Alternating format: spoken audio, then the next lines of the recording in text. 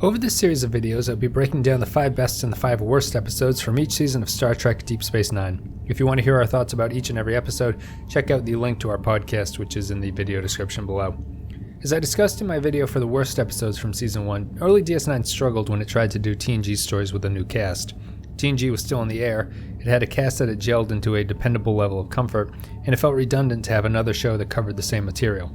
The first season of DS9 is generally weak television, but it found material worth covering when it focused on the unique aspects of its own universe.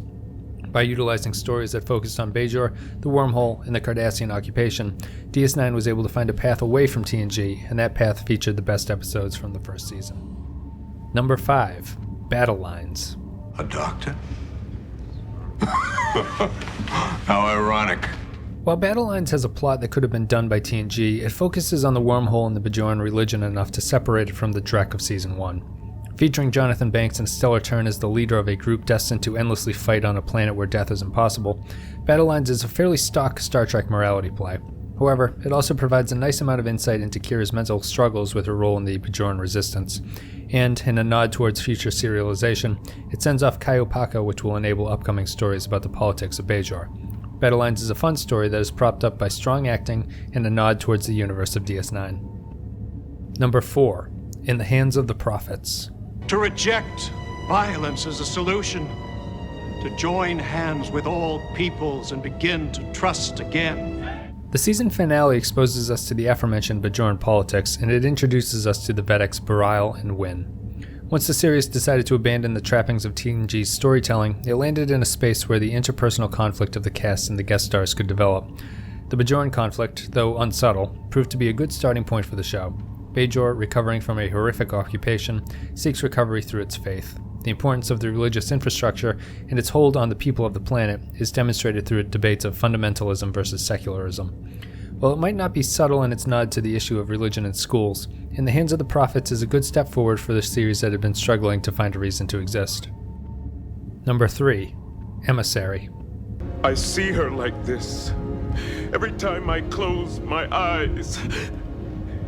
In the darkness. In the blink of an eye. I see her like this. Emissary, in my opinion, is the best pilot from any of the Star Trek series. It's easy to forget how different DS9 was from TNG, even right from the start. To the modern eye, both series look similar, blurry, overlit, and featuring the same directorial and acting styles.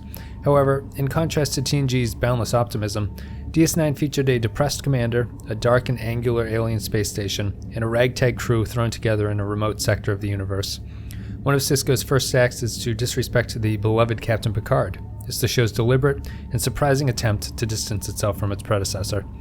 The character introductions are a little bit clunky. The script spends too long with the prophets and the wormhole. Sisko's writing is uneven, as his disposition changes scene to scene, but it's still the only Trek pilot to generate an emotional response in me, and it does an excellent job at setting the show apart from others in the franchise.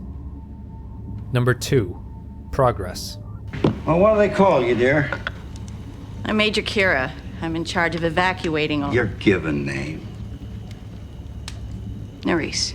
Despite its prominence in the mythos of the DS9 universe, Bajor took a few episodes to develop. Prior episodes were a hodgepodge of voodoo, random sci-fi, and a surprising lack of occupation victims. Progress was the first attempt to correct for all that. Kira's arc through the first season is probably the best defined out of all the characters. Her introduction as a prideful and stubborn freedom fighter gives way to a character who begins to understand the nuance to her position and acts accordingly. Progress allows Kira to make a break from her old self, the Kira who fought for Bajor, and thought that Bajoran independence and happiness were the only issues at hand. After learning that she must compromise those values to do the job she's been sent to do, she breaks from her old life and accepts her new role in the universe. It's a wonderful exploration of the character and ends with a sad but hopeful look towards the future. Number 1. Duet. Make sure you tell that to the tribunal. Oh, I will. And they'll sentence you to death. Let them. Don't you see it doesn't change anything? Kill me, torture me, it doesn't matter. You've already lost, Major. You can never undo what I've accomplished. The dead will still be dead. In a generally weak season, Duet stands out not only as one of the best episodes from the first year, but also as one of DS9's finest episodes across the entire 7 seasons. Anchored by a stellar performance from guest star Harris Yulin, Duet takes everything that makes DS9 unique and runs with it. It delves into the darkness of the occupation of Bajor. It revels in the conniving of the Cardassians. It has a script filled with wonderful scenes and lines, and it single-handedly consolidates every issue the show's universe had up until that point. Duet is an episode that works only in the DS9 universe. It's a story built on the situational position that our characters find themselves in, and it draws its emotional core from that very setup. It certainly helps to have some terrific performances and a tight script, but Duet is even greater than the sum of its parts. It showed the production staff that, in order to succeed, DS9 needed to operate in its own space and to embrace the difficulties of its own environment. Duet is a clever, effective, and heartbreaking episode. It's the best show from the first season of Deep Space Nine. Hey everybody, what do you think was the best episode from the first season of DS9? You can let me know in the comments. Otherwise, you can check out the podcast. There'll be a link to that in the video description below. And check out these other videos that have popped up right now on the screen. And otherwise, thank you very much for watching. I'll see you next time.